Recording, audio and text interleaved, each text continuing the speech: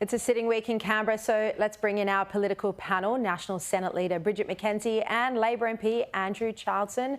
Great to see you both. Hope you're in fine form tonight because it was certainly a fiery question time today. Tax cuts, of course, the main focus. Also, the broken promise, with Peter Dutton claiming the Prime Minister is the liar from the lodge.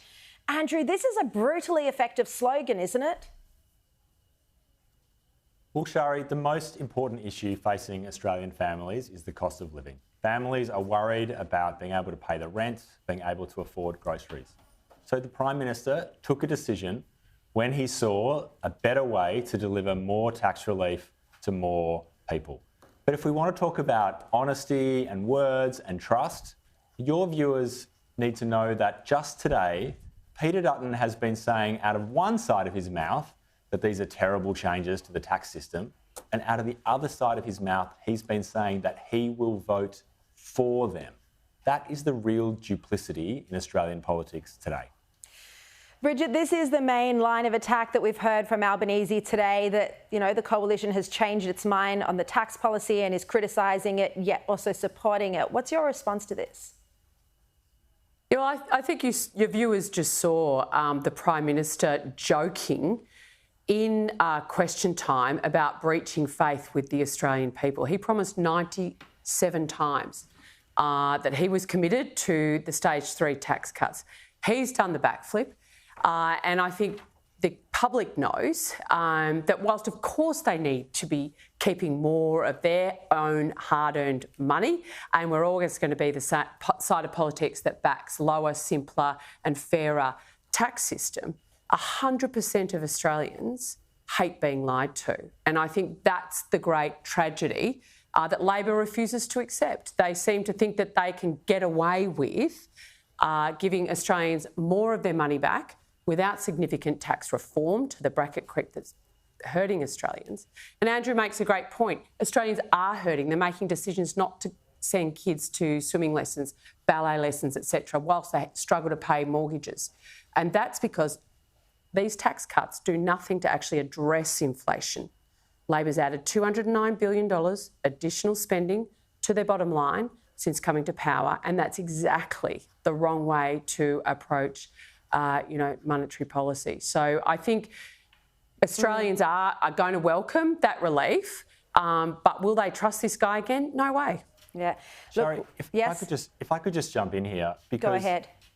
Bridget has just criticised these tax changes, but the question she has to answer for your viewers is, at the end of the day, will she be voting for Labor's changes or will she not? And if she is voting for them, which she is, then everything she has just said is just politics.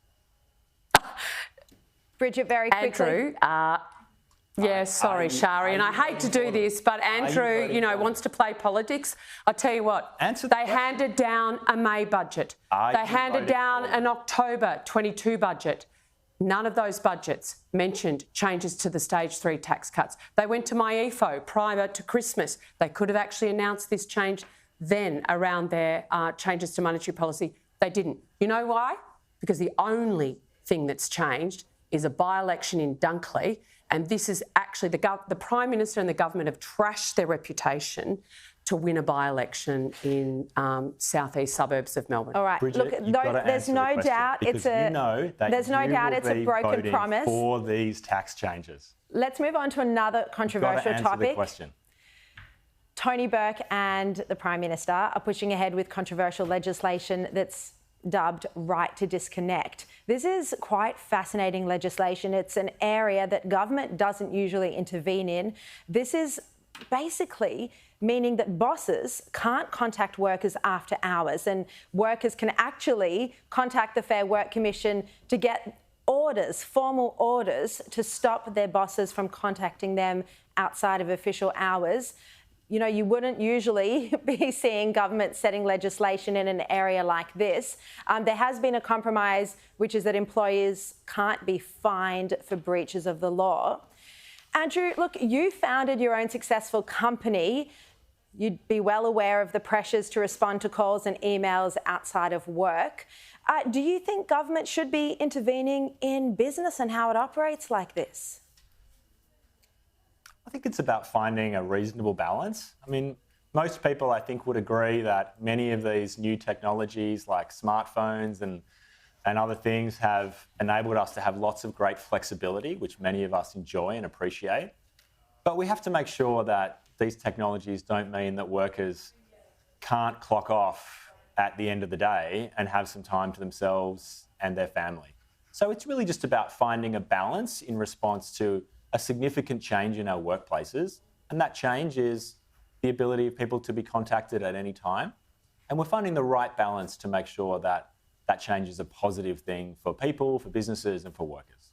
What do you think about this, Bridget? I mean, is this intervening to too great an extent? Is this big government, or is this something that the coalition will be supporting? Well, I think this is, the price of a dirty deal done to get the most significant change done in our industrial relations law through the Senate. Right now, Sharri, we are debating this IR change in the Senate.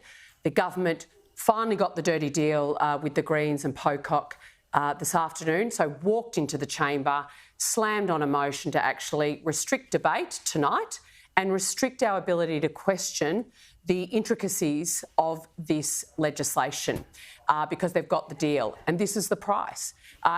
Andrew's right, you do need a sensible balance, but that's something to be negotiated between employers and employees depending on the workplace. I'm very concerned about this legislation, and what I have seen from this Labor government is trashing the role of the Senate in terms of being the place where we look at the detail, we actually prosecute the intricacies. This change wasn't in the consultation papers with broader business. It's not even in the legislation that's before the Parliament right now. So it was not being contemplated by the government. It is something they've had to do to get a deal. And that means we're not going to actually be able to investigate this appropriately through a Senate inquiry, through the chamber, asking ministers sensible questions, because Labor doesn't care. They just need to pay their masters, the union movement, get the IR ledge through as soon as possible, and it's trashing democracy along the way.